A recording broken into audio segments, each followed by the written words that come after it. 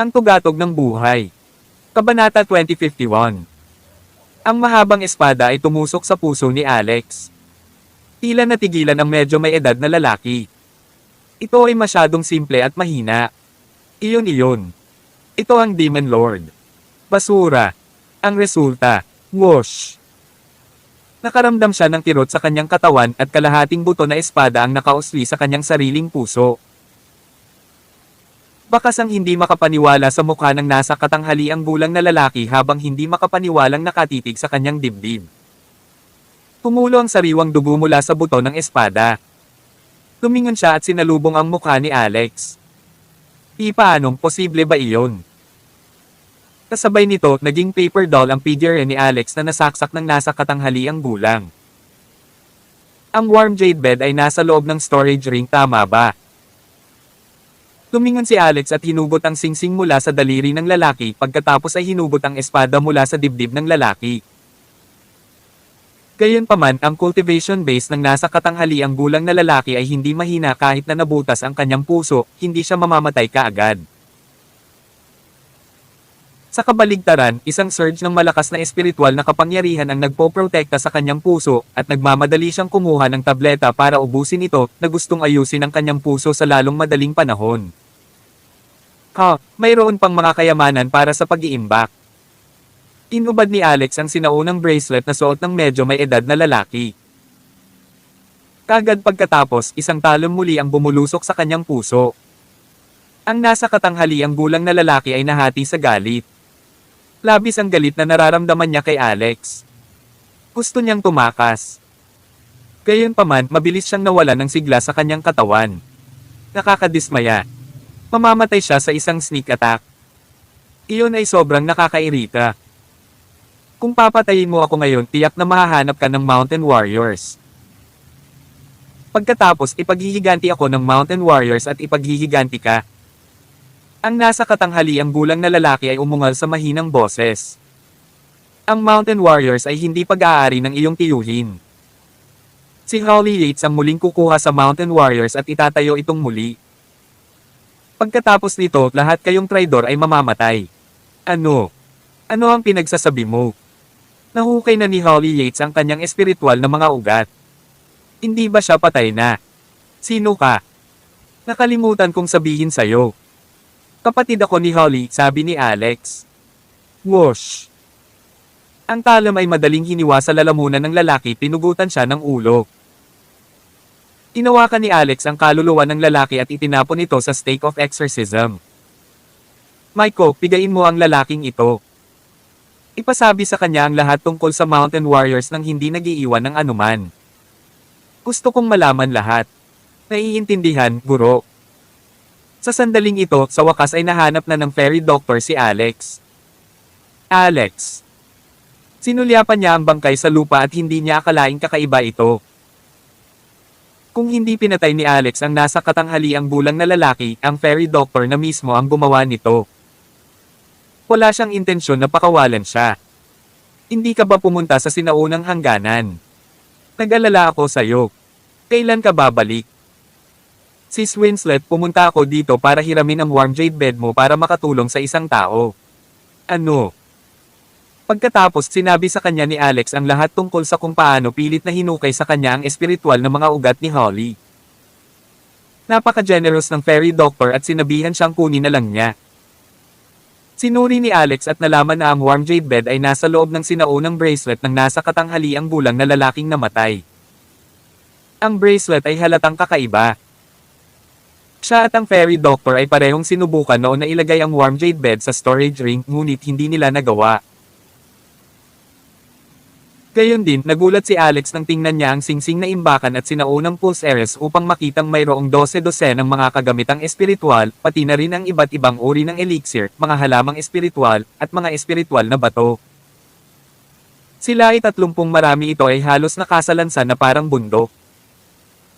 Kumunat ang noo niya pagkatapos ay naalala ang mga salitang sinabi ng nasa katanghaliang bulang na lalaki at nagtanong, Sis Winslet, gaano karami ang alam mo tungkol sa Mountain Warriors? Iniisip ko kung may ilang mga lihim na nakatago sa loob ng 4 na dakilang sanctuaries ng paglilinang. Tawag. Ipri. Iklik. I subscribe kwentong nobela. Kabanata 2052.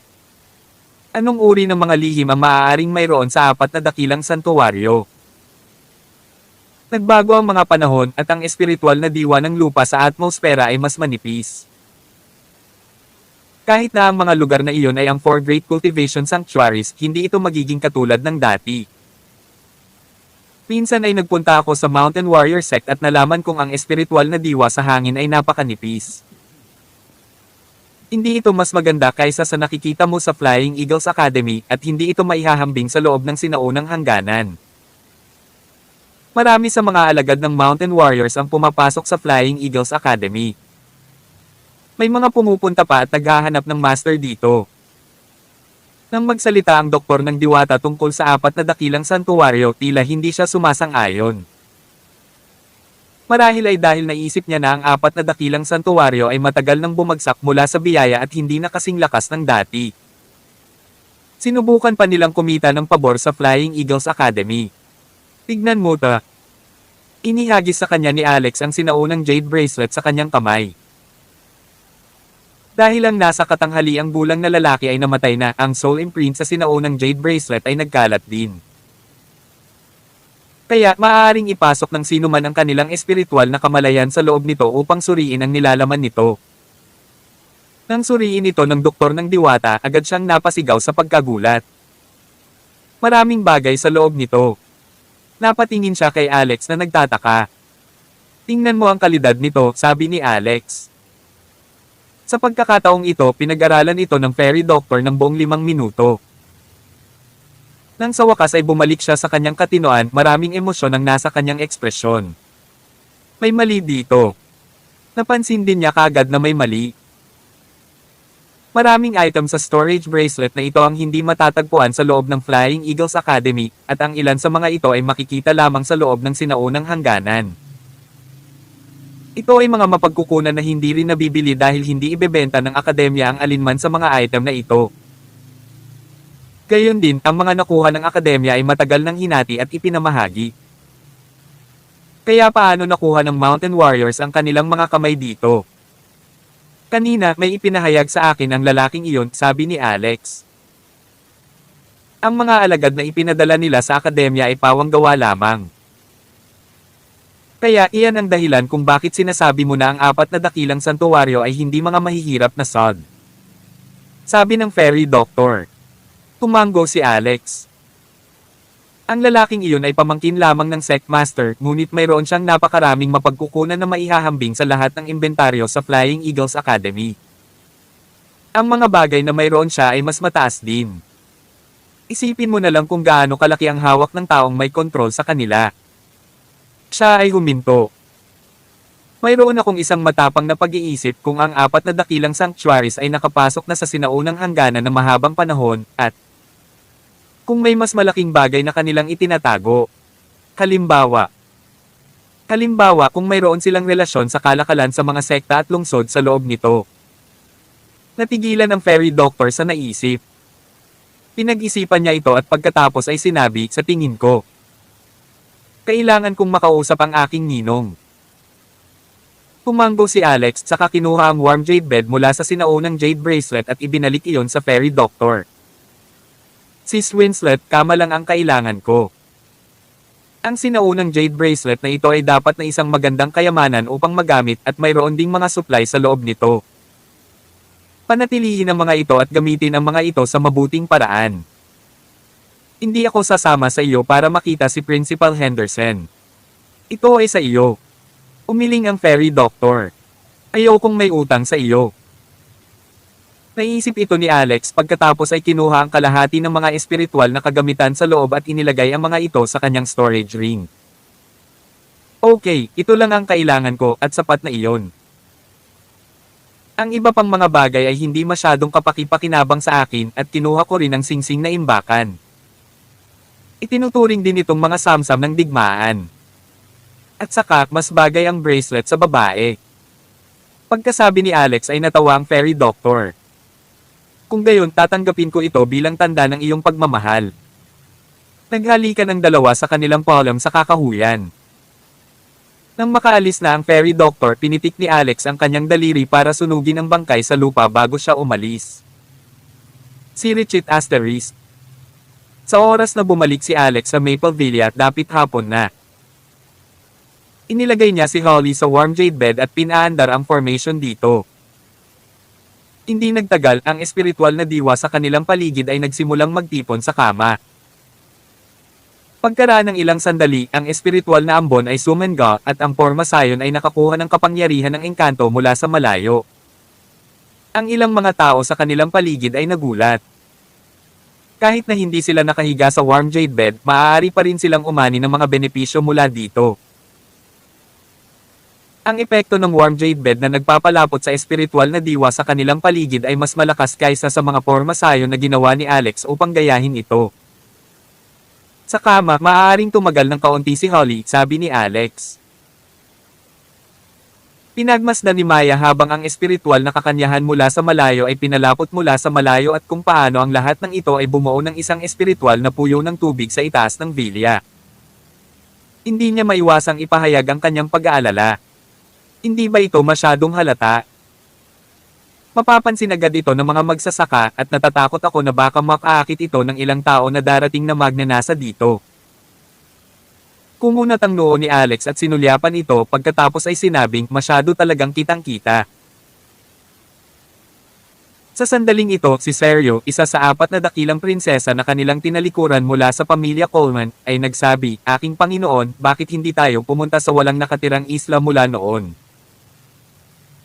Ang espiritual na diwa sa atmosfera sa dagat ay mas malakas ng kaunti at hindi madaling maakit ang atensyon ng iba doon. Matapos itong pag-usapan ng lahat, napagdesisyonan na ginawa nila iyon. Kabanata 2053. Nang gabing iyon, kinuha ni Alex ang warm jade bed kasama si Holly at pinatira siya sa walang nakatirang isla. Nandito rin ang 4 na dakilang prinsesa. Si Richie Asterisk. Kinabukasan, dinala nina Alex at Daya ang kanilang anak na babae sa tirahan ng Stormer.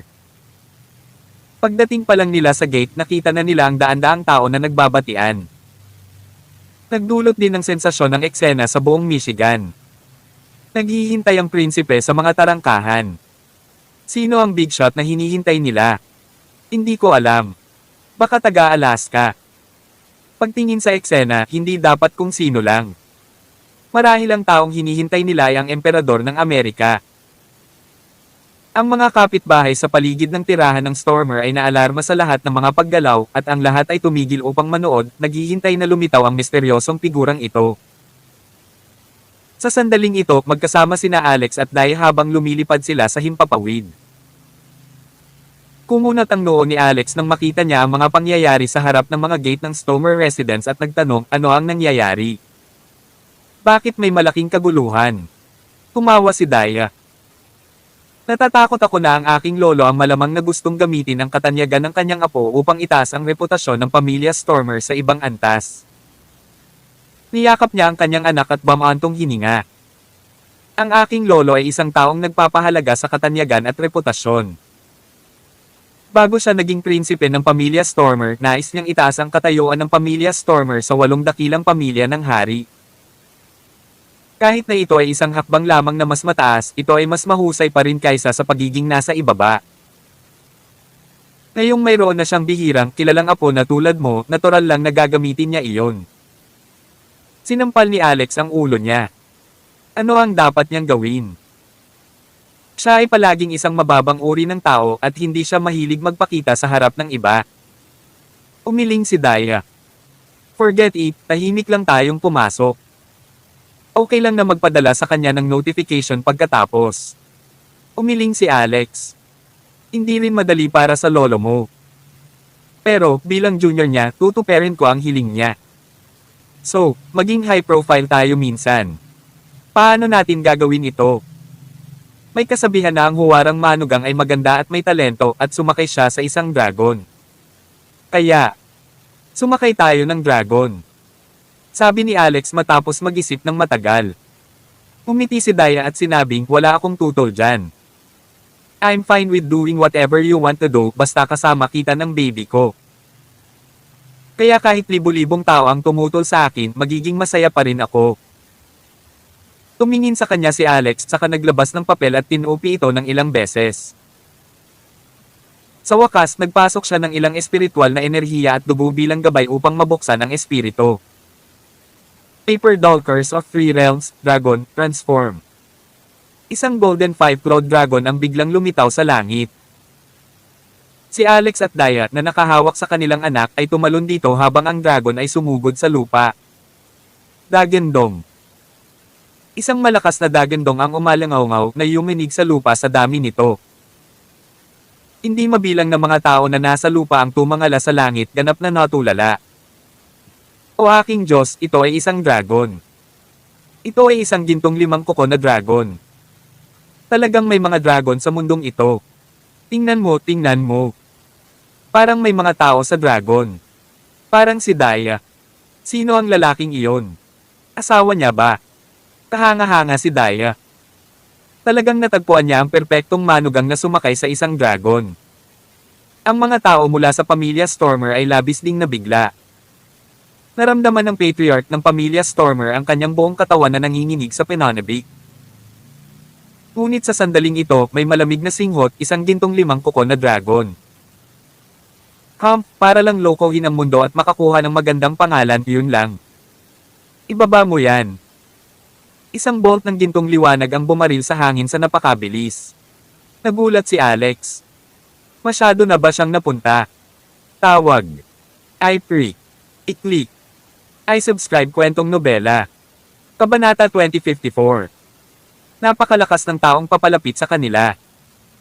Ang gininto ang liwanag ay tumama sa multo ng gintong 5 kuko na dragon ng kwadra at kaagad. Isa lang itong ilusyon na dragon. Paano ito makatiis sa gayong pag-atake?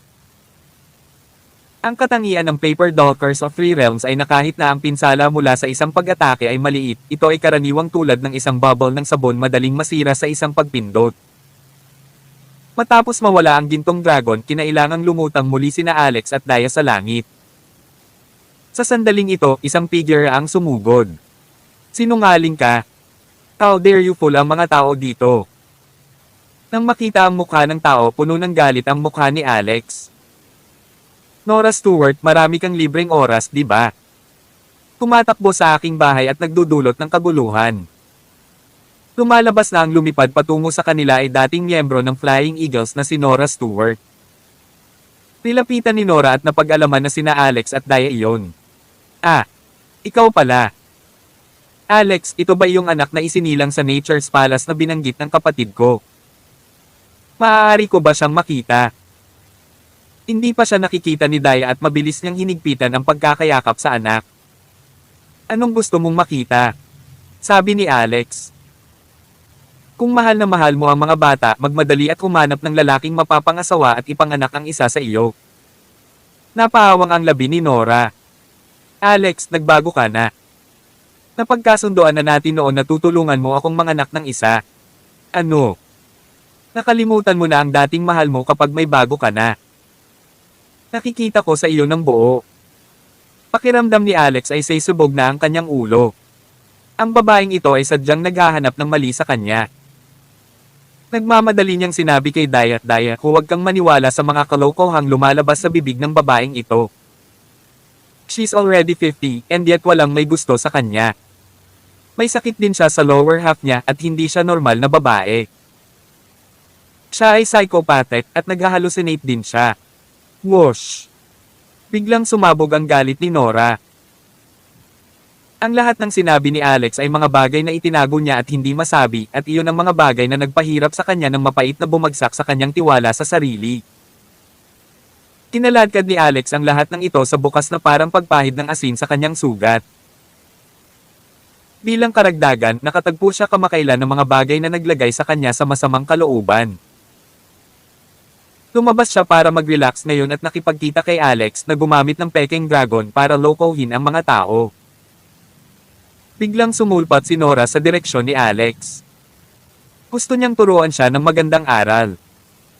Sa huli, gumalaw si Alex at sumulpat sa likod niya ng isang galaw. Pagkatapos itinaas niya ang kanyang paa at sinipa siya sa likuran. Ano?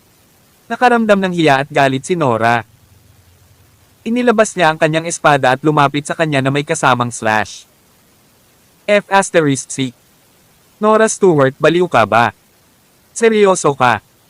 Ang lakas ng loob mong ipahiya ako. Bubugbugin kita. Kumunat ang noo ni Alex saka nagmamadaling sinabihan si Daya na umatras. Napaka-abnormal ng babaeng ito ngayon. Kahit na siya ay nasa kanyang regla, hindi siya dapat kumilos ng ganito, tama? Klang, klang, klang. Matapos magsalubong ang Sword of the Universe at ang dakilang espada ni Nora ng mahigit 100 beses, napansin ni Alex ang isang kakaiba, madilim, at malamig na aura sa katawan ni Nora. Ano yan? Bakit parang ang aura ng Undying Clan? Nang malaman iyon ni Alex, hindi ito maliit na bagay. Hindi kaya nakipagkita si Nora sa Undying Clan? Tanong ni Alex sa sarili. Ngunit saan? Sa sandaling ito, mas seryosong humampas si Nora at lumalakas ang aura sa kanyang katawan at mas naging prominent ang malabong nakamamatay na aura sa kanyang paligid. Ang kanyang mga mata ay unti-unting naging pula ng dugo. At sa isang pagkislap niya, nasa likod niya si Alex at may nakita siyang pamilyar. Mga nangunguna. Ito ang uri ng bagay na matatagpuan sa malawak na palasyo ng yelo sa ilalim ng Mount Fuji ng Japan. Gayunpaman, ang bagay na dahan-daang lumitaw sa likod ni Nora ay hindi katulad ng mga Forerunner na nakita niya noon. Napuno ito ng madilim at malamig na aura. Nang magtama ang mga mata ng bagay at ni Alex, nakita ni Alex na tila nakikita siya ng anino ng personal. Sa madaling salita, buhay ang bagay na iyon. Ito ang gulo. Hindi kaya namatay lahat ang mga bagay na iyon sa ilalim ng Mount Fuji at nagawang lumabas. At ito ang nakakuha ng kanilang mga mata. Sa sobrang gulat ni Alex, biglang nagpakawala ng ultimate move si Nora. Bigla siyang lumingon pagkatapos ay sumugod sa mga ordinaryong tao sa pintuan ng tirahan ng Stormer. Ito. Daya, tigilan mo siya. Siya ay sinapian ng masama. Sigaw ni Alex. Mabilis siyang lumabas, sa susunod na sandali ay lumitaw sa lupa. Kabanata 2055. Kasabay nito, sinaktan ni Daya si Nora ng matinding atake sa pag-iisip. Kung ito ang nakasanayan, si Nora ay talagang nagsimulang sumigaw habang nakahawak sa kanyang ulo. Ngunit ngayon na si Nora ay sinapian ng masamang bagay na iyon, siya ay immune sa mga pag-atake sa isip ni Daya. Sa katunayan, sinamantala niya ang agwat na ito upang biglang lumiko at sumugod pabalik kay Daya. Whoosh! Masyadong mabilis ang kanyang bilis.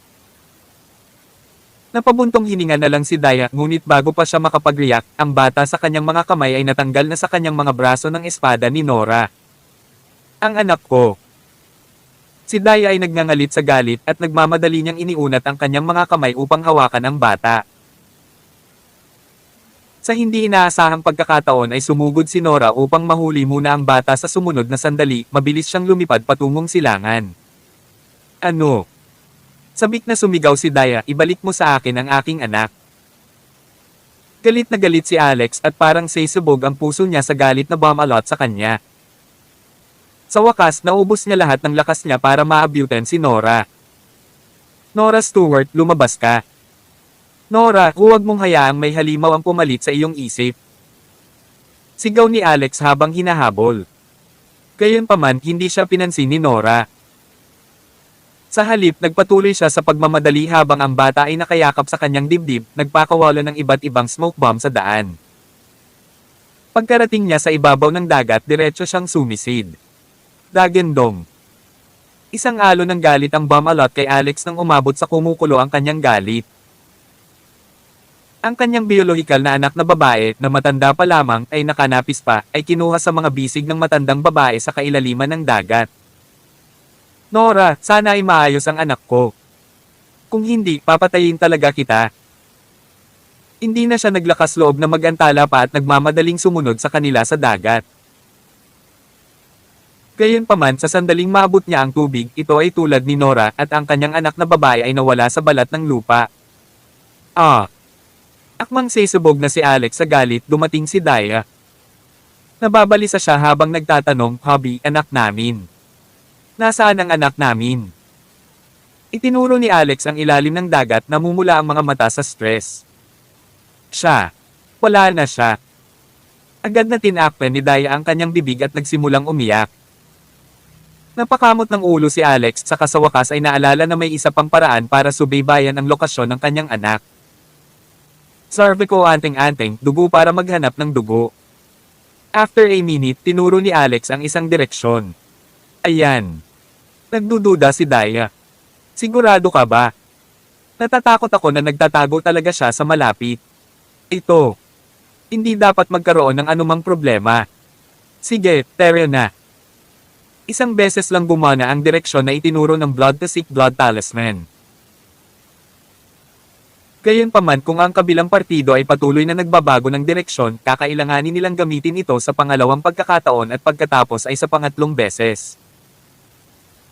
Naaaliw lamang ang mag-asawa na ang kanilang anak na babae ay may mana ng Diyosa ng kalikasan at kaya niyang mabuhay dahil doon.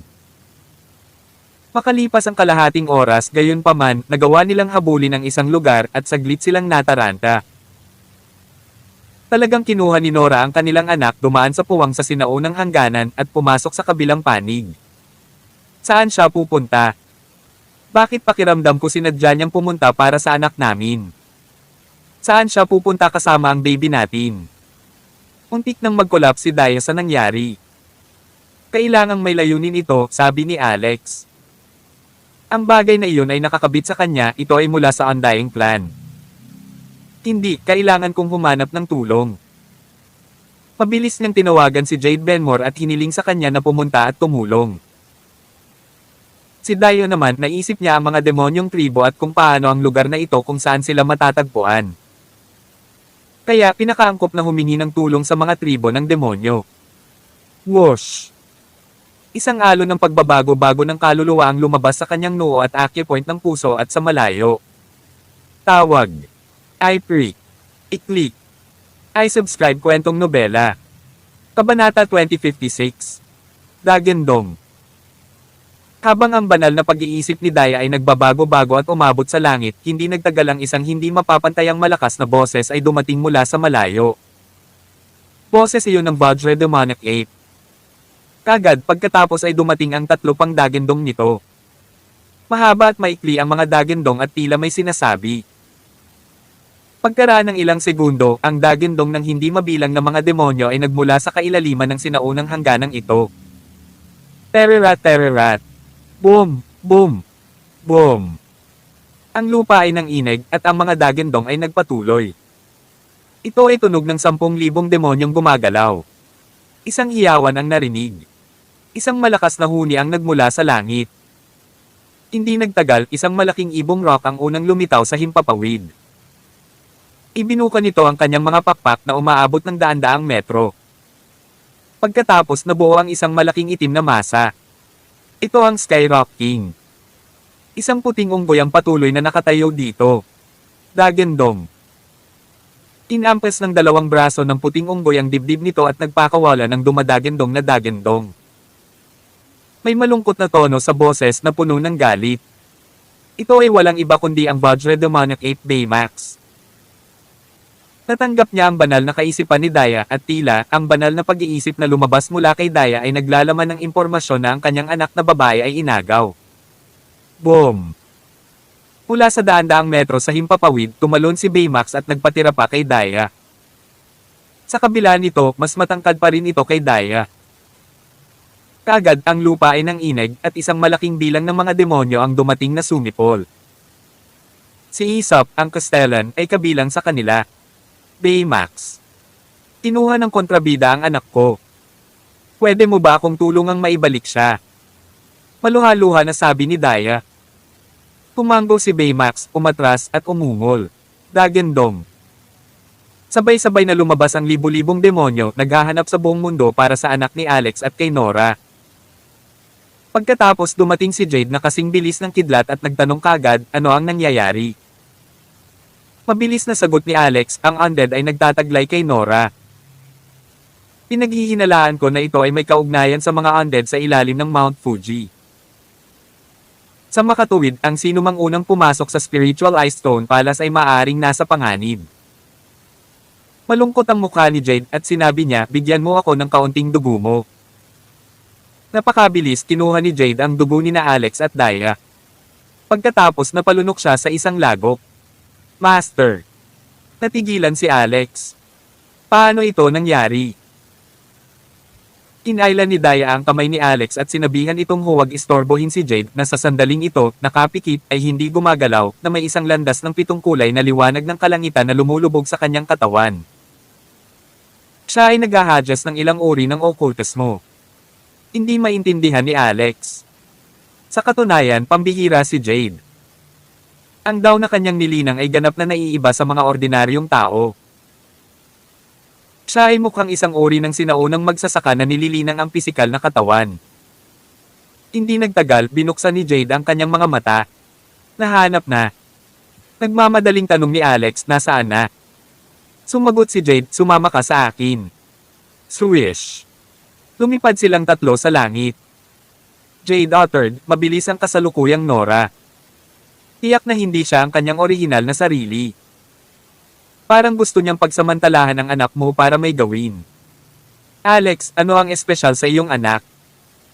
Sumagot si Alex, siya ay ipinanganak sa Nature's Palace, mahalaga ba iyon? Hindi iyon dapat mahalaga. Siya ang magiging diyosa ng kalikasan.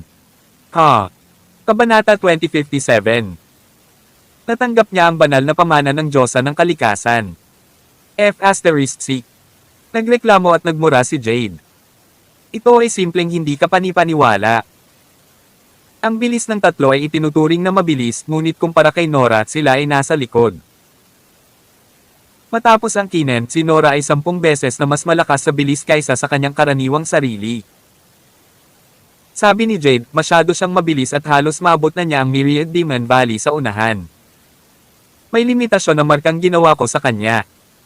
Kapag lampas na sa isang tiyak na distansya, hindi ko siya maramdaman. 10 Demon Valley. Biglang may naalala si Alex. Sige, mag-shortcut ka. Agad niyang binuksan ang daanan patungo sa Kala Temple. Mayroong teleportation point sa loob ng Kala Temple na direktang patungo sa Myriad Demon Valley na maaaring makatipid ng maraming oras. Makalipas ang 3 minuto, lumiwanag sa liwanag ang teleportation array. Si Alex at ang iba pa ay na-teleport sa loob ng kuweba ng Myriad Demon Valley, at pagdating nila, may naramdaman kaagad si Jade at sinabing, nandito siya. Parehong kinabahan sina Alex at Daya. Ang buhay ng kanilang munting anak na babae ay nasa kanyang mga kamay pa rin at kailangan niyang iligtas. Sa Myriad Demon Valley. Sabi ulit ni Jade. Ang lugar na ito, sa gitna mismo ng Myriad Demon Valley, ang tanging paraan. Kaya't ang tatlo ay nagtago sa likod ng malaking bato sa pasukan ng kuweba at tahimik na naghintay sa kanyang pagdating. Sunod-sunod na yabag ng paa ang narinig. 3, 2, 1, strike. Tumakbo ang tatlo. Ang dumating ay walang iba kundi si Nora. Hawak-hawak niya sa kamay ang maliit na katatapos lang mag-iisang taon. Umiiyak siya, malamang dahil hindi siya komportable. Nadurog nito ang puso ni Daya. Ang mga mata ni Nora ngayon, lahat ay naging pula ng dugo. Ang multo na walang kamatayang clan sa likod ay naging mas maliwanag. Nang makita niyang nagwawelga si Alex at ang iba pa, sumipol siya, ngunit hindi ito katulad ng gagawin ng isang normal na tao. Hawak ang isang sanggol sa isang kamay at isang malaking espada sa kabilang kamay, marahas siyang umatake. Nora, gising na. Sigaw ni Jade, kapatid niya ito. Pagkatapos ng mga taon ng pagdaan sa apoy at tubig, kaya ba niyang patayin siya? Splat! Ang sandata, ang espada ni Nora, ay tumusok sa walang laman ng mga kamay ni Jade na kasing puti ng Jade at matigas na parang bakal. Umagos ang dugo habang hawak niya ang espada. Parang nanigas si Nora saglit. Sinamantala ang pagkakataong ito, agad na umiwas si Alex para sunggaban ang sanggol. Gayunpaman, sa sumunod na sandali, hinawakan ni Nora ang leeg ng sanggol at mariing sinabi, huwag kang lalapit. Alex, hihiramin ko sandali ang anak mo at hindi ko siya papatayin. Ang boses na ito, masyadong, ay hindi katulad ng kay Nora. Kung ano ang impyerno ang gusto mong. Anong gagawin mo sa anak ko? Sagot ni Nora, I can't tell you. Hehehehe. Sa isang bagay na mawawala, si Jade ay maaari lamang bumitaw. Sinamantala ni Nora ang pagkakataon para umatras. Hindi siya agad tumakbo at tila may hinihintay hanggang sa isang tiyak na sandali, isang dagandong ang dumating. Akala ni Alex ay ang mga demonyong tribo ang dumating. Gayunpaman, hindi iyon ang kaso. Sa halip, ito ay isang grupo ng mga tao. Nang makita ito, agad nang ngumiti si Nora sa isang nakaka-relax na paraan at sinabi, "Tigilan mo ako sa paghabol sa akin. Kung hindi, baka mamatay talaga ang anak mo." "Alex, bagamat napatay mo ang napakaraming kamag-anak ko, hiniram ko lang ang anak mo. Mabait naman ako, di ba?" Kumunat ang noo ni Alex, "Ikaw. Nasa ilalim ka ng Mount Fuji at nakatakas. Tama iyan." Sa gitna ng pag-uusap, isang grupo ng mga tao na hindi bababa sa 1,000 ang sumugod. Nang makita nila si Nora, sumigaw sila ng "Santo" at saka pinalibutan si Alex at ang iba pa. "Aalis na ako ngayon. Sana hindi ka mamatay dito." Isang tawa ang pinakawala ni Nora habang hawak ang sanggol at nagmamadaling umaakyat sa langit. Sinubukan silang sundan ni Alex at ng iba pa, ngunit pinigilan sila ng grupo ng mga tao. "Sino kayong mga tao?" sigaw ni Jade. Ang grupong ito ng mga tao ay nakasuot ng itim at nakahod. Ngunit may nakamamatay na aura na napakakapal na tila hindi matitinag. Ito ay isang grupo ng mga tao na may kaugnayan sa undead. Hindi rin ito eksaktong pag-aari. Kung ang witch ay hindi mapahamak, ang universo ay nabubuhay ng magkasama. Kung hindi mamatay ang witch, ang Six Realms ang magiging hari. Patayin. Nang marinig ni Jade ang slogan na ito, bigla siyang napabulalas, "It's the witch cult." Nakikipagsabuatan ng witch cult sa undead clan. Nag-aalala si Daya sa kanyang anak. Hindi niya yun pinansin at nagmadaling pumunta sa langit at nagpadala ng banal na kaisipan na nananawagan sa tribo ng demonyo na lumapit upang tumulong. Sa sumunod na segundo, marahas niyang tinapakan ang kanyang paa. Ang hindi mabilang na mga baging ay sumabog sa lupa at ibinalot ang kanilang mga sarili sa mga nasa witch cult. Patayin. Tawag. I-freak. I-click. I-subscribe kwentong nobela. Kabanata 2058. Swish, swish, swish. Hindi mabilang na mga baging, makapalang laman, ang naggapos sa grupo ng mga miyembro ng witch cult na pinakamalapit sa lupa, lahat sila ay hindi na makahakbang. Ang mga taong nasa likod nila na gustong sumugod muli ay hinarang ng mga taong ito at kinailangang tumalon sa kanila. Nang makita ang eksenang ito, parehong nagulat sina Alex at Jade. Ang kakayahang ito ay medyo malakas. Sa katunayan, hindi ito ang killing move ni Daya. Ang tunay na pagkilos ng pagpatay ay ang mga baging na ito ay may hindi mabilang na mga barbs sa kanila na hindi kapani-pani walang matalas. Kapag nakabalot na sa katawan, ang mga barbs ay madaling matusok sa laman. May mga malubhang neurotoxin din dito. Kapag nakalabas na, kahit ang elepante ay hindi na makatiis. Sa kabila ng pagiging eksperto sa cultivation, ang mga taong ito ng witch cult ay hindi nakayanan ang pagngangalit at pagkasira ng neurotoxin sa kanilang katawan at hindi nagtagal ay nahihilo at nanlabo pa ang magkabilang mata. Ano ito? Ano ito? Sobrang nahihilo ang ulo ko. Hindi ako makakita ng malinaw. Patayin, patayin ang babaeng iyon. Tulad ng pagiyak at pagkataranta ng mga tao sa witch cult, hinawakan ni Daya ang isang maaliwalas na berdeng litigo ng mga banal na kaisipan at marahas na hinampas ito. Basag. Sa litigo na iyon, makikita ng isang tao sa mga mata na ang mga nakagapos ay direktang inilabas ang kanilang mga kaluluwa at hinihigop sa tuktok ng litigo ng mga banal na kaisipan. Ang litigo na ito ay tila hinihigop din ang kapangyarihan ng mga kaluluwa at ginawa ang mga ito sa sarili nitong gamit.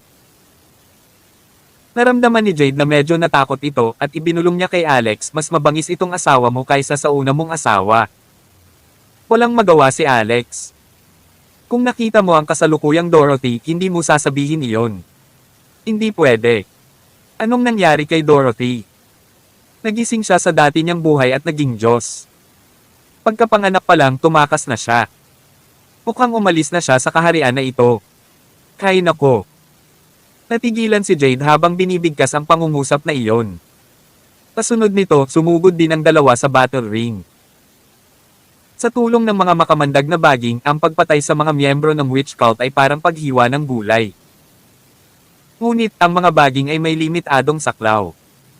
Limitado sila sa loob ng 50 metro sa harap ni Daya. Ang anumang bagay na mas malayo ay hindi maabot.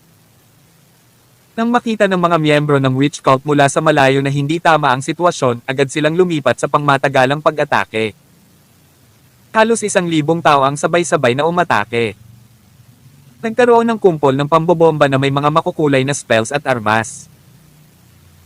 Ito ay tulad ng isang kalawakan na bumubuhos at ang kalawakan ay patuloy na nanginginig. Tapusin natin ang labanang ito ng mabilis. Pupunta ako sa harap at magtatanggol. Nanguna si Alex. Ang gininto ang bulita sa kanyang katawan ay lumiko ng husto habang ang 12 salita ng mga sinaunang rune ay naglalabas ng nakakasilaw na liwanag. Kinuha niya ang Requiem clock at inilagay sa harap niya. Tumunog ang kampana. Niyanig nito ang buong mundo. Hindi mabilang na mga pag-atake ang dumating sa Requiem clock tulad ng isang baka na pumapasok sa dagat at nawawala ng walang bakas. Ang huni ng ibon ay tumunog sa kalangitan. Dumating ang Skyrock. Ang Vajra Demonic Ape na nasa Skyro ay nagpakawala ng mabangis na dagendong at mabangis na tumalon pababa mula sa itaas na dumaong sa gitna mismo ng pulutong ng witch cult. Matigas na sumigaw si Daya at Baymax, patayin mo silang lahat. Ngunit sa sandaling iyon, isa pang malaking grupo ng mga tao mula sa witch cult ang sumugod mula sa kailaliman ng Myriad Demon Valley. Malamig ang mga mata ni Daya habang sinabi niya kay Alex, asawa, ang bilis mo. Sumunod ka sa anak namin. Tanong ni Alex, magagawa mo ba? Ayos lang. Malapit nang dumating ang tribo ng demonyo. Kinuha ni Alex ang Stake of Exorcism at agad na ipinatawag si Maiko Chiba. Pagkatapos ipinasa niya ang Stake of Exorcism kay Daya at sinabi, the Stake of Exorcism has my divine thought and breath. Tawakan mo at mararamdaman mo kung nasaan ako. Mag-ingat kayo. Kinuha niya ang Requiem clock at nagmamadaling umalis. Patuloy na tumunog ang orasan habang naglalabas ito ng madugong landas. Matapos matapakan ito, nakipagsagupaan si Alex sa Myriad Demon Valley. Kabanata 2059. Dagendong. Sa likuran nila ay walang hanggan ang dagendong ng mga halimaw at ang tunog ng pagpatay na nakadurog sa lupa. Nora, dapat kumapit ka. Huwag hayaang sakta ng mga halimaw ang aking anak. Tahimik na sigaw ni Alex sa kanyang puso at mabilis na sumugod.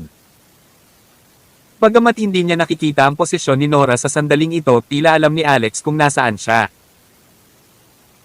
Ito ay dahil ilang sandali lamang matapos ang pakikipag-ugnayan sa Myriad Demon Valley, ikinabit ni Alex ang isang maliit na figure ng papel sa katawan ng kanyang anak na babae. Sa pamamagitan ng induction sa pagitan ng kanyang sarili at ng figure na papel, maaari niyang malaman ang kanyang lokasyon. Swish swish swish. Sa ilalim ng kanyang mga paa ay isang lihim na malalim na pattern ng daw. Ito ang kanyang kombinasyon ng spatial formation pattern na naiwan ng baliw na crone at ang kanyang banal na kakayahan na maunawaan ang mga batas ng espasyo.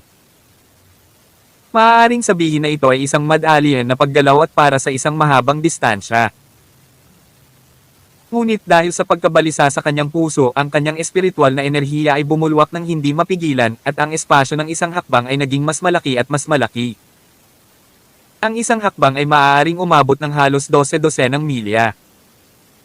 Sa mga salita ng Amerika, ito ay katumbas ng pag-scale ng isang lungsod sa isang hakbang. Ngunit sa loob ng sinaunang hangganang ito, ang laki ng parang ay talagang walang hangganan. Sa daan, nakita rin niya ang hindi mabilang na mga dayuhang lupain. Bukod dito, nakakita rin siya ng ilang malalaking lungsod at lawa. Ito ay malamang na tulad ng sinabi ng leopardong demonyo, si Aesop, ito ang iba pang mga lungsod ng tribo ng demonyo. Gayunpaman, hindi pa naaabutan ni Alex si Nora. Paano niya nagawang maabot ang ganoong kabilis? Pagkaraan ng isa pang sandali, sa wakas ay naramdaman niyang tila huminto ang oryentasyon ng figure sa papel. Pagod na ba? Nagmamadaling hinabol ni Alex si Nora. Makalipas ang ilang minuto, sa wakas ay naabutan niya. Gayunpaman, hindi siya nang ahas na lumapit ng direkta ngunit nagbid ng 1 milya ang layo at nauwi sa isang kamanghamanghang pagtuklas. Ito ay isang sinaunang kagubatan, ngunit mayroong hindi mabilang na mga sinaunang bahay ng puno sa loob ng isang bukas na espasyo, na may kakaibang hugis at kahit na may kakaibang lampara na nakasabit na naglalabas ng mga berdeng tuldok ng liwanag. Walang nakatira sa loob, ngunit malakas ang aura ng buhay dito. May hahalin tulad ito sa loob ng Nature's Palace. Anong klaseng lugar ito? Paano ito medyo katulad ng maalamat na teritoryo kung saan nakaligtas ang mga duwende? Gayunpaman, hindi niya nakita ang alinman sa lahi ng Elven. Nagtago siya ng hininga at tahimik na sumulong. Hindi nagtagal, sa tabi ng isang sinaunang balon, nakita niya si Nora at ang kanyang anak na babae. Nakatayo si Nora sa gilid ng sinaunang balon na iyon, habang hawak-hawak ang kanyang anak na parang itatapon ng kanyang anak sa balon. Sa pagtingin sa eksenang ito, hindi manatiling kalmado si Alex. Kaagad niyang gustong sumugod at sunggaban ang kanyang anak, ngunit bigla siyang may nakitang kakaiba sa sitwasyon. Kaya, bumangga siya sa isang hindi nakikitang patong ng mga hadlang na hamarang sa kanyang daraanan. Buzz! Buzz! Buzz! Isang kakaibang tunog ang narinig niya. Parang kumakanta si Nora. Lalong lumakas ang tunog. Isang nakakagulat na eksena ang lumitaw. Sa tabi ng sinaunang balon, isang haka-haka na imahe ang tumitawid mula sa pangalawang dimensyon at dahan-daang lumutang. Ito ay isang malaking altar. Mayroong 8 matataas na hollying bato na nagbubuklod sa hindi mabilang na mga nilalang. Ang malalaking kedena ng bakal ay nasuspine sa hangin. Natagpuan ni Alex ang katawan ng kanyang anak kung saan matatagpuan ang mga tanikala. Sa oras na ito, iginapos ng ilusyon na altar ang kanyang anak na babae ng makapal na tanikala na parang may sariling buhay. Pumatok ang berdeng ilaw mula sa kanyang maliit na katawan. Iyon ay ang Diyosa ng kalikasan, ang kapangyarihan ng pagka-Diyos. Ang berdeng ilaw at ang sinaunang balon sa ibaba ay tila gumawa ng ilang uri ng mahiwagang epekto. Ang altar ay naging mas maliwanag, habang ang isang walang hangganang higanting pinto ay dahan-daang bumangon sa kawalan.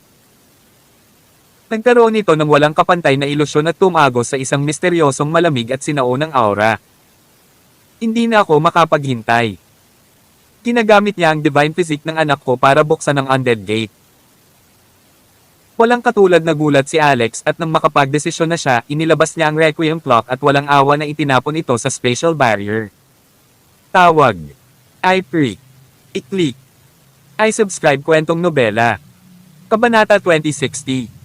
Boom! Inipon ni Alex ang lahat ng kanyang kapangyarihan para tumuon sa isang punto. Pagkatapos walang awa niyang sinira iyon. Ang Requiem clock ay gumawa ng malakas na tunog. Ang invisible spatial barrier ay nanginginig ng husto ngunit sa kasamaang palad ay hindi nabasag. Ang malaking kilusan ay ikinaalarma ni Nora na nasa loob na umaawit ng sakripisyo ng incantation. Bumalik ang tingin niya kay Alex na may hindi mapapantayang malamig na ekspresyon. Pagkatapos nakaramdam ng higit na pagkabalisa, mas mabilis niyang binigkas ang incantation. Buzz! Ito ay isang hindi kilalang wika na naglalaman ng isang tiyak na nakamamatay na aura. Ang ilusyon na altar ay naging mas malinaw at mas maliwanag, at ang sinaunang tarangkahan, na parang mula sa malayong kawalan, ay tumawid at papalapit ng papalapit. Ang pagpapakawala ng kapangyarihan ng kabanalan ay naging sanhi ng pag-iyak ng maliit na bata. Parang tinutusok ng kutsilyo ang puso ni Alex. Tinawakan ng Requiem clock, lalo niya itong binasag ng mas mabangis. Sa kabila ng sunod-sunod na marahas na bagsak, hindi nabasag ang barrier wall. Gayunpaman, sa lalong madaling panahon natuklasan niya na, sa paligid ng hadlang, mayroong isang kakaibang itim na anino. Sa bawat distansya, isa ang lilito. Ang mga itim na anino na ito ay ang paanan ng mga spatial na hadlang. Kung sisirain ko itong mga itim na anino, mababasag ko ito. Nagmamadali siyang sumugod at binasag ang mga itim na anino sa lupa. Sa pagkakataong ito ay nakahanap siya ng isang paa. Ang pag-ataking ito ay talagang nagpakilos sa mga itim na anino at nagpakawala ito ng isang matalim na hiyaw. Ito ay isang buhay na bagay. Dagendong. Sa ilalim ng magulong pagbagsak ng Requiem clock, nabasag ang lupa. Ang itim na anino sa ilalim sa wakas ay hindi na nakatiis at nagpakawala ng Dagendong. Ito ay bumagsak sa lupa. Boom! Tarat-tarat. Sa sumunod na segundo, medyo natigilan si Alex. Isa talaga itong dragon. Hindi. Isa itong bone dragon. Walang laman o dugo sa buong katawan nito. Isa lamang itong kalansay na puno ng nakamamatay na aura. Marahil ay 20 metro ang taas nito habang ang haba nito ay mas nakakatakot. Ang bone dragon na ito ay mabangis na nagbuga ng isang subo ng itim na fog kay Alex. Toxic death mist. Nagulat si Alex. Ito ay hindi isang bagay na karaniwan. Sa Ultimate Book of Medicine, nabasa niya na may mga bagay na maaaring magbuga ng nakalalasong death mist. Sa Underworld, kabilang ito sa pinakamataas na antas ng pag-iral. Kung ito ay nasa Underworld, ang Bone Dragon na ito ay magiging isang hari at ninuno ng pag-iral. Gayunpaman, ngayon narito talaga ito upang bantayan ang mga undead. Sa katunayan, ito ay isa lamang sa mga itim na anino. Ang mga itim na anino na nagpapanatili sa spatial barrier na ito ay maaaring kasing dami ng siyam. Nagmamadali siyang tumakas sa pamamagitan ng teleportasyon, hinugot ang Dragon Bone Sword, agad na tumalon sa likod ng Bone Dragon, at walang awa na sinaksak ang ulo ng Bone Dragon gamit ang kanyang espada. Dragon Dome. Pumalakpak. Ang malaking Bone Dragon ay nagpakawala ng Dragon Dome, ngunit ang katawan ay naging ulap ng itim na buhangin sa susunod na segundo, gumuho at nawala. Hindi pala totoong Bone Dragon. Nagdiwang saglit si Alex pagkatapos ay agad na tumama muli sa spatial barriers. Ngunit hindi pa rin ito masira. Tila kung hindi masira ang natitirang 8 itim na anino, hindi mabubuksan ang spatial barrier na ito. Ngunit sa loob ng sinaunang balon sa tabi ng sinaunang tarangkahan, ang dalawang malalaking itim na portal ay naging mas malinaw at mas maliwanag, kasama ang hindi mabilang na mga buhay na nilalang na umiiyak. Asawa. Sa sandaling ito, sumugod si Daya. Naroon din sina Jade, Skyrock, Baymax, Isop, at ilan pang magagaling na demonyo ng angka ng demonyo. Natural, sumulyap din si Daya sa anak na umiiyak ng malakas. Ang puso niya ay namamatay sa sakit na hindi niya alam kung ano ang nangyayari. Nagmamadaling sinabi ni Alex, gusto niyang buksan ang undead gate sa Undying Clan sa tulong ng Divine Lattice sa loob ng aming anak. Mabilis, mayroon pang 8 itim na anino sa lupa. Wasakin muna ang lahat ng itim na anino bago sumugod. Ang undead gate. Nang marinig ito ni Jade, nanginginig ng husto ang kanyang puso at kaluluwa. Kung ang undead gate ay talagang binuksan dito, kung gayon ang sangkatauhan ay gagawin para sa patayin. Gawin mo dali. Kabanata 2061. Dragon Dome. Ang mga itim na anino ay sapilitang pinalabas isa-isa at may bone dragon sa ilalim ng bawat anino. Gayunpaman, ang mga bone dragon na ito ay dapat na mga kalooban ng nalalabi. Ang kanilang kapangyarihan sa pag-atake ay hindi malakas at bawat isa ay mayroon lamang isang subo ng nakakalaso na death mist. Ayos lang basta makaiwas, ngunit may nataman nito. Malaki ang katawan ni Skyrock. Ang nakakalaso na death mist ay tumalsik sa mga pakpak nito nang hindi sinasadya, at ang kalahati ng mga pakpak nito ay agad na nalaglag, dahilan upang gamulong ito sa buong lupa sa sakit. Bam! Bam! Bam! Habang patuloy na nawasak ang mga bone dragon, humina rin ang katatagan ng space barrier. Samantala, nagliyab sa loob si Nora nang makitang hindi tama ang sitwasyon. Ang undead na nilalang na nagmamayari kay Nora ay biglang nag-transform sa isang halimaw at binalot ang buong katawan ni Nora, naging isang bagay na hindi tao o hayop. Sinimulan nitong sunugin ang esensya ng dugo nito at ibuhos ang enerhiya sa katawan ng anak ni Alex. Ball. Lalong lumakas ang iyak ng maliit. Lalong lumiwanag ang berdeng ilaw. Isang liwanag na haligi ang bumulwak sa kalangitan mula sa loob ng sinaunang balon, bumaril patungo sa sinaunang, higanteng pinto sa itaas ng altar ng paghahain. Ang mga buhay na kaluluwa ay sumigaw at kumagulgol habang ang mga inkantasyon ay kumalat sa kalangitan. Unti-unting bumukas ang itim at higanteng pinto. Isang dagindong na nakakabasag ng lupa ang dinala mula sa loob. Nabuksan na ang undead gate. Bilisan mo. Patayin.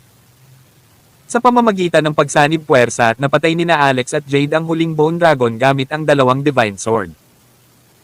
Nabasag ang space barrier bilang tugon sa tunog. Whoosh! Si Daya, na siyang pinakamabilis, ay sumugod upang agawin ang kanyang anak.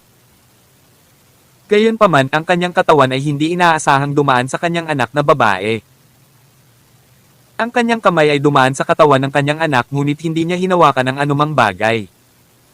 Ano ang nangyayari? Bakit hindi ko siya mahawakan? Nasaan ang anak ko? Sinubukan din nina Alex at Jade ngunit walang epekto na para bang ang maliit na lumulutang ay isang illusory projection lamang habang ang kanyang tunay na katawan ay nasa malayong lugar.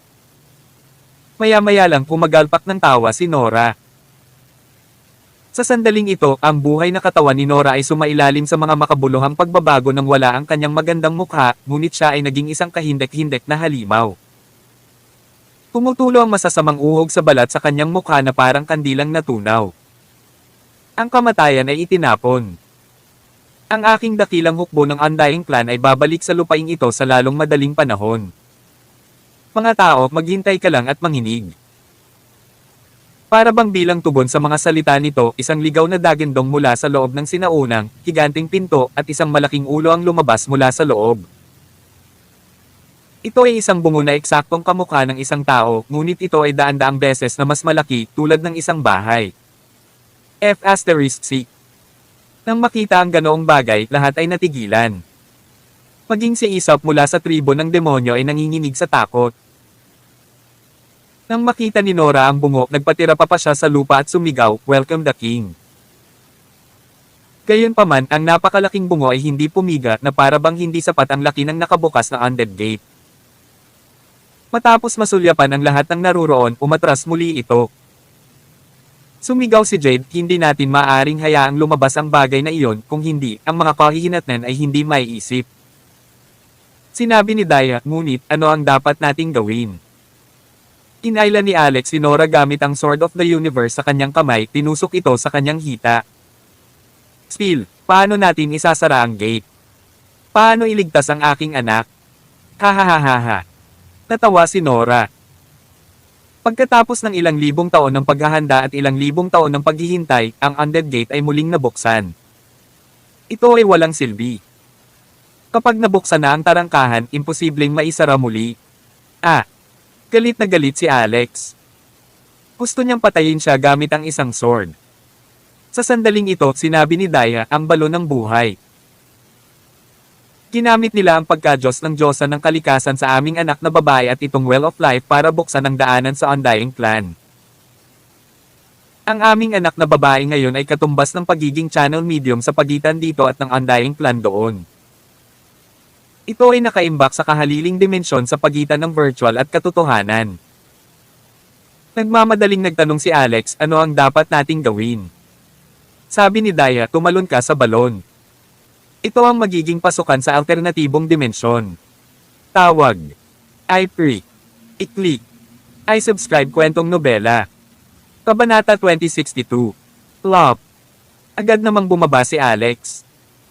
Sumunod naman si Daya sa likod niya. Samantala, sinulyapan ni Jade si Nora na naging pangit at napabuntong hininga ng malalim. Pagkatapos pumunta siya upang aisil ang lahat ng meridian sa kanyang katawan bago tumalon sa Well of Life. Kakaiba ang tubig ng balon.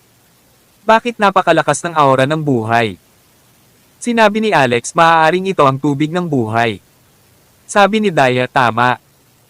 Ito ang spring water of life na aking nabanggit. Makakatulong ito kay Holly Yates na mabawi ang mga espiritual na meridian sa kanyang katawan." Tumanggo si Alex. Habang mabilis na gumagalaw patungo sa kalaliman ng balon, nakaipon siya ng maraming tubig sa bukal sa daan.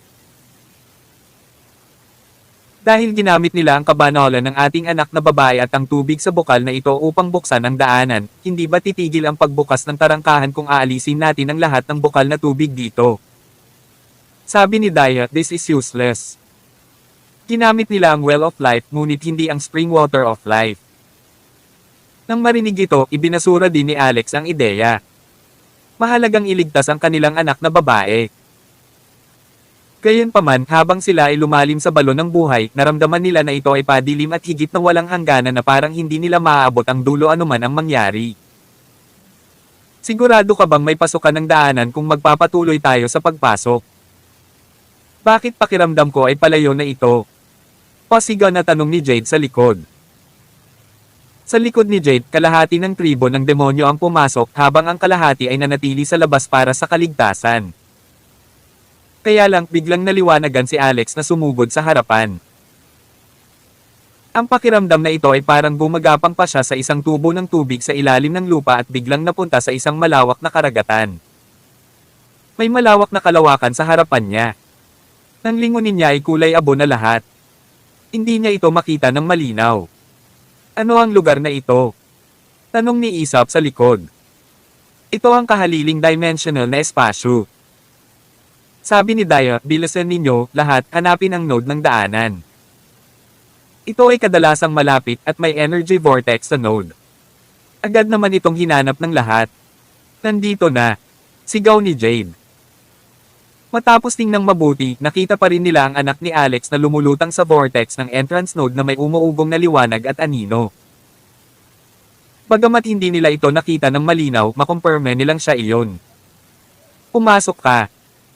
Hindi nagtagal, ang grupo ng mga tao ay sumugod sa node. Ang sitwasyon sa loob ay parang isang uri ng daanan. Ang magkabilang panig ay madilim at sinamahan ng madilim na spatial turbulence. Nagkaroon ng mabilis na ritmo ng liwanag at anino.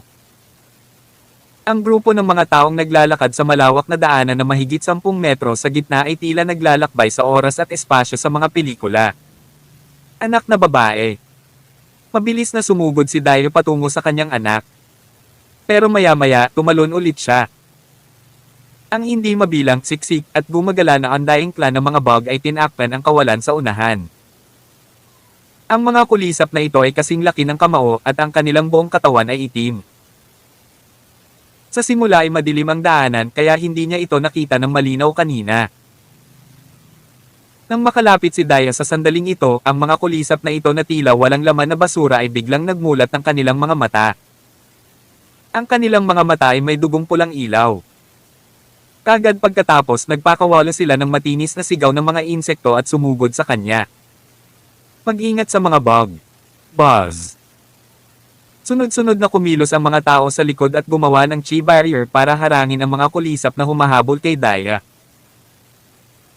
Gayunpaman, ang mga bug na ito ay nakahiga sa hadlang, ibinuka ang kanilang mga bibig at nagsiwalat ng isang subo ng matatalas na ngipin na nagsimulang ngangatin ito kaagad. Ang tunog ng crack ay partikular na maindayog kung kaya't ang mga taong nakarinig nito ay nakaramdam ng pamamanhid sa kanilang mga anit. Samantala, ang chi barrier ay puno ng mga butas na kinakagat sa bilis na nakikita ng mga mata. Nakita nila ang mga surot na malapit ng sumugod. Nagdadabog na apoy. Ikinaway ni Alex ang kanyang kamay at nagbuga ng dumadagandong na apoy na sinusunog ang mga surot sa maliliit na butas. Bagamat may kaunting epekto, napakaraming mga bug na siksikan. Iilan lang ang sinunog nila, ngunit libo-libo ang bumubulusok. Sa wakas, isang surot ang pumasok sa kinagat, sirang butas at tumama kay Daya na parang kidlat. Mag-ingat ka. I block mo. Smack. Sinampal ni Jade ang kulisap hanggang mamatay gamit ang kanyang espada, ngunit isang buga ng nakamamatay na chi ang lumutang palabas sa katawan ng kulisap. Kagad pagkatapos, dumarami ang mga bug na dumaan sa hadlang. Patayin. Sinimula ng lahat na patayin ang mga bug. Ang mga surot ay hindi mahirap patayin, ngunit mas maraming nakamamatay na chi ang lumutang palabas sa katawan ng mga surot, pinalapot at napuno ang buong daanan. May hindi tama. Medyo nahihilo na ako.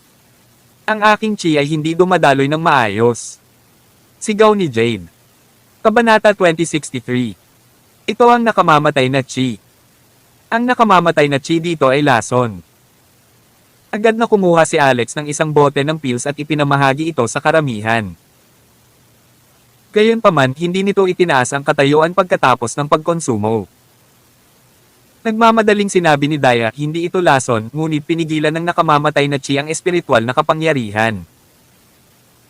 Kung mas malalanghap natin ang nakamamatay na chi, mas mapipigilan ang chi sa ating mga katawan.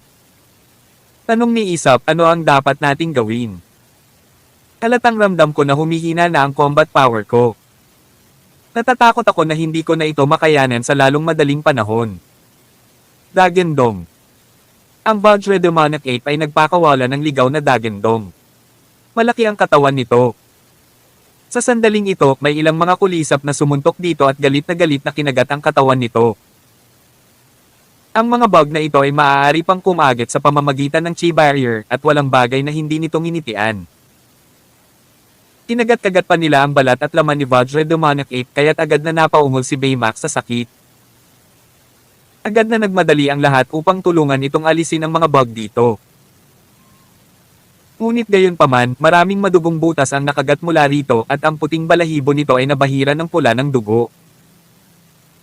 Sa pagtingin sa kanyang anak na babae na libu-libong metro pa rin ang layo, panay ang tingin ni Alex habang sinasabi niya, umalis ka. Retreat kayong lahat. Iwan mo sa akin ang lugar na ito. Sabi ni Jade, we can't even do it with so many of us. Ikaw lang ang matatalo ng mga surot nang wala sa oras. Sabi ni Alex, ayos lang. Hindi ako natatakot sa nakamamatay na chi. Ang lakas ng pakikipaglaban ng ibang tao ay bumababa ngunit hindi sa kanya.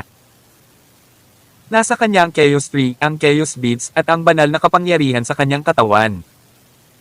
Ang lahat ng ito ay maaaring pigilan ng nakamamatay na chi. Kaya lang sumigaw si Daya, tingnan mo, ano yon? Itinaas ng lahat ang kanilang mga ulo at nakita ang isang malawak na kulay abo na bumubulusok na parang tidal wave. Ito ang nakamamatay na chi. Isang malaking volume ng nakamamatay na chi. Lumalaki na ang Undead Gate. Ang Undying Plan ay lalabas dito. Mabilis na nagdesisyon si Alex. Bumalik na kayo dali. Daya, huwag kang mag-alala. Ililigtas ko ang anak natin para sigurado. Habang sinasabi niya iyon, mabilis siyang lumabas sa karamihan at bumaril pasulong na parang kidlat. Isang kidlat ang bumalot sa kanyang katawan at nagpapaliwanag sa kalawakan. Hobby. Nag-aalala si Daya na gusto niyang sundan siya. Gayunpaman, nakaharang ang mga kulisap sa kanyang dinadaanan at ang nagliliyab na tubig ng nakamamatay na chi ay lumalapit.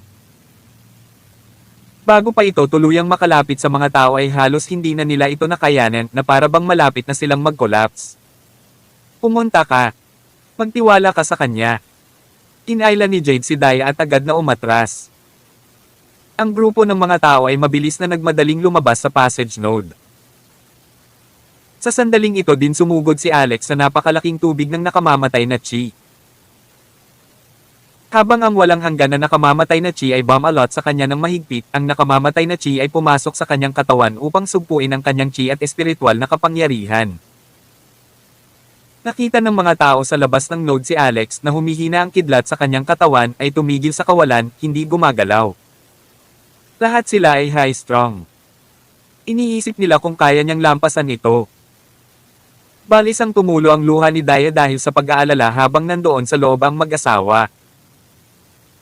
Ngayon ang kanilang buhay at kamatayan ay hindi tiyak kaya siya ay nagdusa mula sa matinding panggigipit sa isip. Lumipas pa ang oras. Hindi na makita si Alex matapos mabalot ng nakamamatay na chi. Ang ganoong oras ay tumagal ng ilang minuto. Noon lang biglang nakita ng mga tao ang agos ng gininto ang liwanag na lumabas sa harapan na para bang ito ay lumabas sa ambon at naglakbay sa oras at espasyo upang magbigay ng pag-asa sa mga tao. Maria. Buhay pa. Napaluha si Daya. Sa sandaling ito, ang gininto ang liwanag ay sumabog mula kay Alex na may matinding divine power.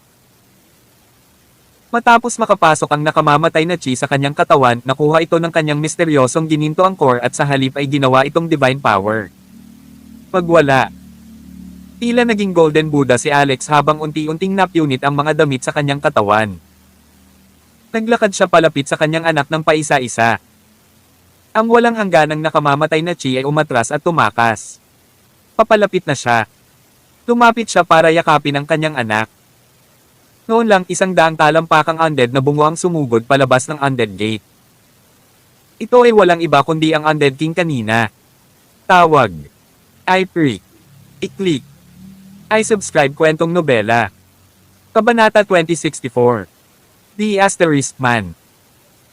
Nang yakapin ni Alex ang kanyang anak, nakita niya ang 100 talampakan na Undead King na tumatakbo palabas. Biglang bumilis ang tibok ng puso niya nang tatalikod na sana siya at tumakbo palayo. Gayunpaman paano siya hahayaan ng Undead King na tumakas? Hindi mahalaga kung si Alex lamang ang tumakas ngunit ang batang babae na may kabanalan sa kanyang katawan ay hindi dapat umalis. Kung hindi, ang daanan ay agad na mawawala at ang hukbo ng Undying Clan ay hindi makakadaan sa daanan at makabalik sa mundo. Dagendong. Gusto mong umalis? Teka muna. Whoosh!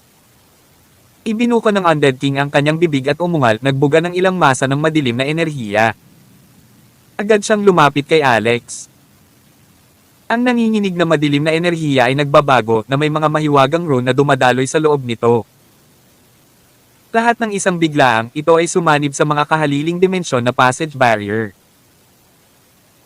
Mabilis na naging matatag ang magkabilang gilid ng daanan na madilim pa rin kanina habang ang liwanag at anino ay nagyelo na may mga rhymes na nanginginig dito. Ano ang nangyayari? Tabas muna tayo.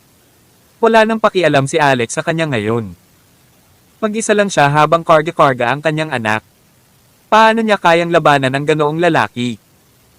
Kung gusto siyang labanan ni Alex, kailangan niyang makiisa sa mga kasama sa labas. Lumabas siya at nagmamadaling pumunta sa entrance ng passage. Sa kasamaang palad, ang teleportasyon ay walang silbi sa daanan ng alternatibong dimensyon.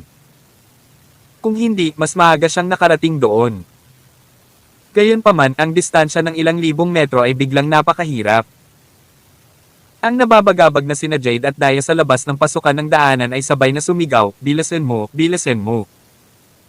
Gusto pang sumugod muli ni Daya para ay back up siya. Bam! Ang ulo ni Daya ay tumama sa isang bagay sa pasukan na lumikha ng isang bukol sa kanyang noo. Ano ang nangyayari? Bakit hindi ako makapasok sa entrance? Ano? Paano ito nangyari? Nagmamadaling sinilip ni Jade ang loob gamit ang kanyang kamay para lamang mahawakan ang isang harang na kasing tigas ng pader. Bigla niyang itinaas ang kanyang chi at inilapat ang kanyang suntok dito. Wham! Nagkaroon ng malakas na kalabog. Hindi mabilang na itim na rune ang damaloy sa space barrier sa pasukan. Isang pag-urong ang bumulaga sa katawan ni Jade at pinalipad siya. Tumura siya ng isang bibig ng dugo. Sa sandaling ito, sumugod din si Alex doon habang karga ang kanyang anak. Kagad pagkatapos, isang malakas na boom ang umalangaw-ngaw. Naalimpungatan si Alex mula sa pagkakabunggo. Na-block siya. Napaungol din ang kanyang anak dahil sa matinding pagkabigla. Cubby! Cubby! Dinaikit ni Daya ang kanyang mukha sa labas ng pasukan habang kinakabahang tapikin niya ito. Pakiramdam niya ay nakatingin siya sa kanya sa bintana ngunit hindi niya ito nalampasan. Nasa bibig niya ang puso niya. Nang makitang hinahabol siya ng Undead King sa loob, naramdaman niya ang pagpintig ng kanyang puso. Ha. Human brat, naglakas loob ka pang ang pumunta rito para magpakalat sa iyong maliit na cultivation base. Ibigay sa akin ang batang babae at bibigyan kita ng pangalan sa Undying Clan. Hindi ito pinansin ni Alex. Sa halip, pinagmasdan niya ang mga itim na rune sa pasukan. Kahit na ang hitsura ng mga rune ay medyo kakaiba, sila ay mga sinaunang rune pa rin. Bukod dito, sila ang mga sinaunang space rune. Ito ay isang prinsipyo ng pagdaan sa napakaraming pagbabago habang nananatiling pareho sa pinagmulan nito. Mayroon lamang isang uri ng mga sinaunang rune. Sa makatuwid, ang mga ito ay pangkalahatan at kapareho ng kung ano. Natuto si Alex mula sa Crazy Crone. Binigyan ng ilang oras, magagawa niyang maunawaan ang mga ito. Tama. I decipher ito ng ganito. Nagningning ang mga mata ni Alex nang matagpuan niya ang mga pangunahing node ng mga rune na ito. Pinagsama-sama ang espiritual na kapangyarihan sa kanyang kamay, agad niyang idiniin ito at isinulat ang mga sinaunang rune na nauugnay sa espasyo kasama ang kanyang banal na kapangyarihan upang matukoy ang pagbuo ng blueprint dito. Mukhang bubuksan na naman ang daanan. Gayunpaman, malinaw na hindi siya papayagan ng Undead King na umalis ng madali. Mga langgam. Buzz. Bigla niyang ibinuka ang kanyang bibig, nag-condense ng isang bumulwak ng napakalaking puwersa mula sa manipis na hangin. Parang black hole, sinipsip niya pareho si Alex at ang kanyang anak at itinapon sa kanyang bibig sa isang kisap mata. Si Daya, sa labas ng daanan, ay napasigaw sa gulat habang ang mga luha ay umaago sa kanyang mukha. Alex, Alex! Sigaw ni Jade at napahampas din sa harang ng pasukan. Puno ng dugo ang bibig niya dahil sa pagkakabunggo niya pero ayaw niyang tumigil. Gayunpaman, ang lahat ay walang kabuluhan. Si Alex na sinipsip sa katawan ng Undead King ay naramdaman ang malaking nakamamatay na chi energy. Kabanata 2065. Madilim sa loob na parang walang katapusang mga wraith ang nananaghoy. Iyon ay hindi isang tunog ngunit isang uri ng pag-iiba ng isip na direktang kumilos sa kanyang utak. Bukod dito, ang kanyang katawan ay nakatagpo din ng isang hindi nakikitang puwersa ng pagpindot at pagpisil. Pakiramdam ko ay hindi mabilang na mga kamay ang dumampi sa kanyang katawan at pinupunit siya. Si Alex ay hindi nag-aalala tungkol sa kanya, ngunit ang kanyang anak na babae. Isang buwan pa lang siya at hindi niya kayang tiisin ang labis na pagdurusa. Gayunpaman sa sandaling ito, isang puwersa sa kadiliman ang humawak sa kanyang anak na babae at gustong agawin ito mula kay Alex. Napakalakas ng puwersang bumabalot sa maliit. Ang gininto ang core ni Alex ay umikot ng husto habang ang divine power ay bumulwak at hinawakan siya ng mahigpit. Gayunpaman, ang antas ng paglilinang ng Undead King ay masyadong mataas. Dagendong. Polybridge ng Persephone, halika at tulungan mo ako. Ang walang hanggan na banal na kapangyarihan ay mabilis na sumugod patungo sa palasyo ng pag-iisip. Wala siyang choice. Kahit na ang scammer, ang Persephone's Folly Bridge, ay mahal, ito ay nakakatulong. Sa sandaling ito, hindi ito ang oras para iligtas ang kanyang banal na kapangyarihan. Bibigyan lang niya ito ng 10 milyong puntos. Whoosh! Lumabas ang isang batang babae na nakasuot ng pula. Medyo lumaki daw siya. Oh, saan ang lugar na ito? Ang maliit na batang babae ay mukhang nakaka-relax, ngunit pagkaraan ng ilang sandali, inis na inidyakan niya ang kanyang paa. ****, anong ginagawa mo? How does you run into the Undead King's chan with this little garbage cultivation base of yours? Pagod ka na bang mabuhay? Real, madam, sa tingin mo payag ako. Ako ay sinipsip dito. Bilisan mo at magtrabaho, kung hindi, hindi mo makukuha ang banal na kapangyarihan kung ako ay patay na. Malamig na umungol ang batang babae. Kung patay ka na, natural, may susunod na tagapagmana. Sabi ni Alex, my AS. Sa tingin mo hindi ko alam yon. Si Saitegarba ay naghintay ng 3,000 taon para sa akin. Kung kaya mo, maaari kang maghintay ng isa pang 3,000 taon sa tiyan ng Undead King. Marahas na tinapakan ng batang babae ang kanyang paa. Gayunpaman, masunurin pa rin siyang nakipagtulungan. Nakalimutang ilog sa gilid ng Persephone's Folly Bridge. Walang tama o mali sa buhay. Walang merito o demerit sa kamatayan. Bridge, lumabas ka. Buzz. Ang nabahira ng dugo na Persephone's Folly Bridge ay biglang lumitaw. Sinabi ng maliit na batang babae, ang tiyan ng Undead King ay isang domain mismo. Ang pagpapatawag ng Persephone's Folly Bridge sa kanyang nasasakupan ay kakain ng 1 bilyong puntos ng banal na kapangyarihan. Rockefeller brat, mas mabuting tandaan mo ito. May utang ka sa akin ng 70 milyong puntos ng banal na kapangyarihan. Si Alex na ngayon ay nakahawak sa kamay ng kanyang anak ay nakaramdam pa ng matinding sakit. 90 million points, so be it. Mabuti pa bilisan mo. Hindi ko na kayang hawakan pa. Habang ang maliit na batang babae ay mabangis na iwinagayway ang kanyang kamay, ang Persephone's Folly Bridge ay bumaril ng isang kadena na nakabalot kay Alex at sa kanyang anak na babae. Sa pamamagitan ng isang marahas na paghatak, sila ay hinayla pabalik sa Persephone's Folly Bridge. Sa isang iglap, gumaan ang pressure sa kanyang katawan. Samantala, ang Undead King na nakadama ng pagkakaroon ng Folly Bridge ng Persephone ay namangha ngunit galit na galit. Nakuha mo. Talagang nakuha ang Persephone's Folly Bridge ni Saitegarba. Kung ganoon, ikaw ang tagapagmana ni Saitegarba. Di man it. Sinabi ng batang babae sa isang malutong na boses, ang dapat na magalit ay ikaw. Kahit walang 10 tao, 8 hari na rin ang namatay sa kamay ko. Wala akong pakialam na idagdag ka bilang isa pa. Styx River, lumabas ka. Buzz.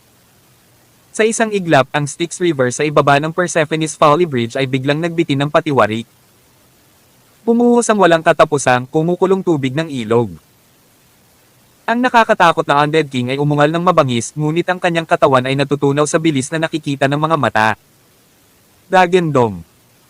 Kahit na ako ay patay na, hindi ko hahayaang mamuhay ng payapa. Undead Passage, gawin itong sumabog. Tererat tererat. Boom boom boom. Tererat tererat. Boom boom boom. Bago pa napuno ng gulat ni Daya at Jade ang mga mata, nagsimulang sumabog ng marahas ang passage node ng alternatibong dimensyon na binuksan ng Undying Clan. Bilisan mo at umalis ka na. Ang Tool Spirit Little Girl, ang Persephone's Folly Bridge, ay pinaalis si Alex at ang kanyang anak na babae mula sa katawan ng Undead King gamit ang Persephone's Folly Bridge. Siya ay muling pumasok sa palasyo ng isip ni Alex na may isang wash at ang Persephone's Folly Bridge ay nawala pagkatapos nito. Takbo takbo takbo. Sumugod si Alex sa pinakamabilis na bilis habang karga ang kanyang anak. Nakita niya sina Jade at Daya. Narinig niya ang kanilang mga sigaw at nakita niya ang kanilang mga luha. Hubby, bilisan mo. Dapat lumabas ka. Alex, sige na. Sa sandaling iyon, ang espasyo ay marahas na gumuho. Pumulwak ng walang kapantay na puwersa ang bomb-alot sa mag-ama. Tawag. I-pre. I-click. I-subscribe kwentong nobela. Kabanata 2066. Inabot ni Alex si Daya. 1 metro lang ang distansyang iyon, ngunit tila isang makalangit na hiwa. Kahit anong pilit niya, hindi siya makausad para sa isa pang kalahating hakbang. Hubby. Inabot din ni Daya, ngunit hindi niya ito mahawakan. Napaluha siya. Pumuntanig mabilas. Pumuntanig mabilas. Malapit nang gumuho ang espasyo sa Well of Life, I will protect our daughter, I swear. Sigaw ni Alex. Habang ang gininto ang core ay umiikot ng malakas, ang banal na kapangyarihan ay bumabalot sa kanyang buong katawan. Ang magulong chi energy ay bumalot sa mag-ama ng mahigpit. Sa sumunod na segundo, isang napakalaking puwersa ang bumalot at lumamon sa daanan ng kahaliling dimensyon, na hinayla ang buong espasyo papunta sa Undead Gate na may haplos. Sa isang kisap mata, nawala ang lahat. Misteryosong umiyak si Daya, ngunit sa sandaling iyon, nawala na ang node na iyon. Sabi ni Aesop, Master, alis na tayo. Ang daanan ng alternatibong dimensyon sa panig na ito ay mawawala rin. Kinuha ni Jade si Data gamit ang kanyang braso. Pumunta ka. Ang mga tao ay nagmamadaling umatras patungo sa makitid na daanan ng Well of Life at desperadong umakyat. Ang tunog ng sumipol na enerhiya ay dinala sa likuran nila habang ang isang bumulwak ng napakalaking puwersa ay sumugod sa Well of Life na nagtutulak sa lahat pataas. Ang balon ng buhay ay sumabog ng walang katapusang kasabay ng isang splash na nag-spray ng walang katapusan na dami ng spring water of life palabas sa loob. Kahit na ang mga tao ay na-spray sa labas ng balon at ang lupa ay naging isang pond depression. Si Richit Asterisk. Buzz. Sa loob ng dimensional passage, si Alex ay hindi naglakas loob na magpahinga kahit kaunti habang niyayakap niya ng mahigpit ang kanyang anak. Ang puwersa ay biglang umatras at dinurog ang lahat ng bagay sa isang bola. Ang gayong puwersa ay hindi mailalarawan. Sa ilang sandali, naramdaman ni Alex na parang naglabas ng sunod-sunod na pagsabog ang kanyang mga buto. Ang kanyang walang kapantay, malalakas na buto ay nadurog ng buhay at walang hangganang sakit ang dumaan sa kanyang buong katawan.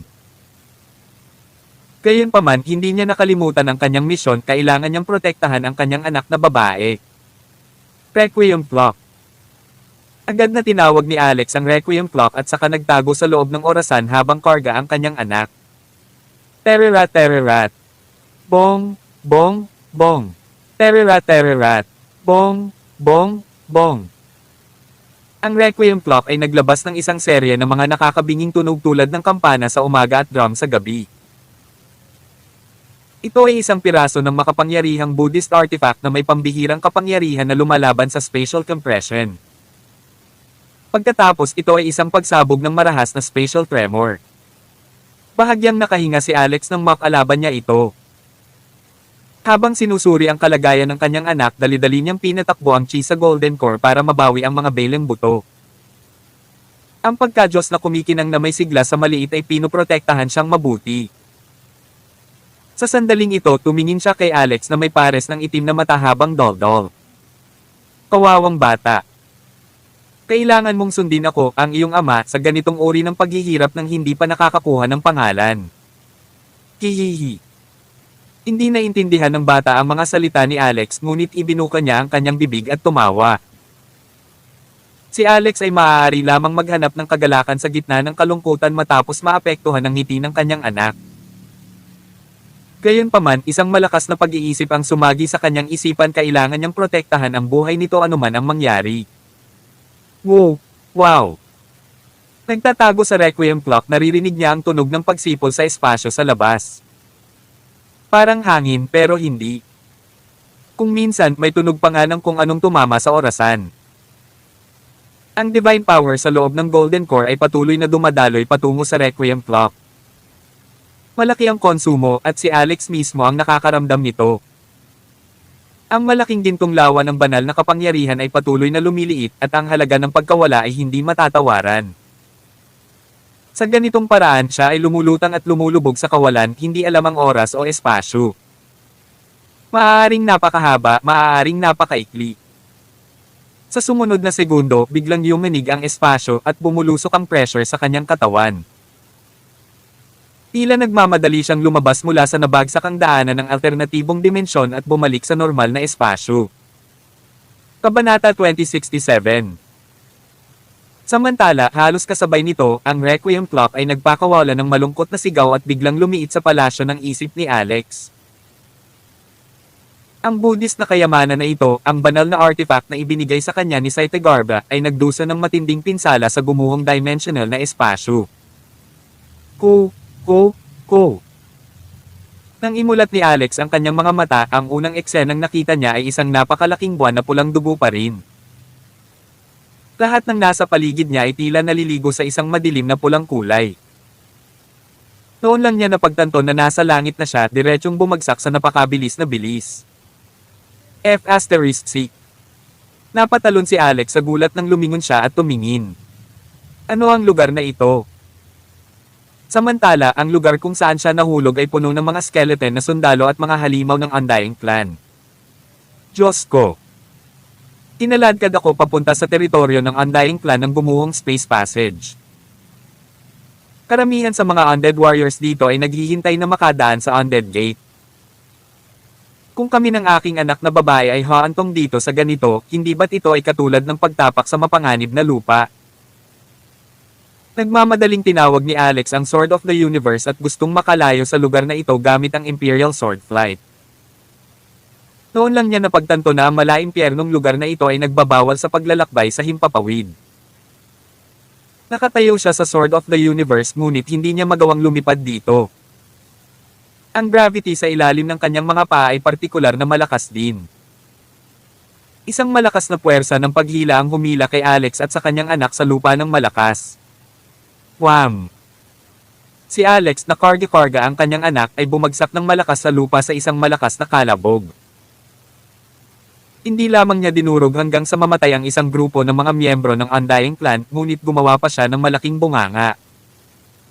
Ang biglaang pagbabago ay tila lumampas sa inaasahan ng Undead Army. Hindi bababa sa 10,000 pares ng mga mata sa paligid niya ang sabay-sabay na tumingin. Biglang kumirat ang puso ni Alex. Sa sumunod na segundo, isang walang hanggan, malaking dagandong ang narinig. Sa kanyang harapan, isang walang kapantay na matangkad na miyembro ng Undying Clan na marahil ay ang general at mayroon ding kalansay, ay bumuka ang bibig nito at gumawa ng sunod-sunod na mga walang kwentang tunog na parang may sinasabi. Wala itong naintindihan ni Alex, ngunit agad niya itong naintindihan nang makita niya ang aksyon ng Undying Clan member. Gusto siya nitong patayin. Dagandong. Sunod-sunod na malalakas na dagandong ang narinig. Hindi mabilang na mga miyembro ng Undying Clan ang nagtaas ng kanilang malalaking paa at mabangis na pinabagsak sila kay Alex. F***. Nagmamadaling kinuha ni Alex ang Sword of the Universe at gumawa ng Blade of Light. Dakilang makapangyarihang Divine Sword. Patayin.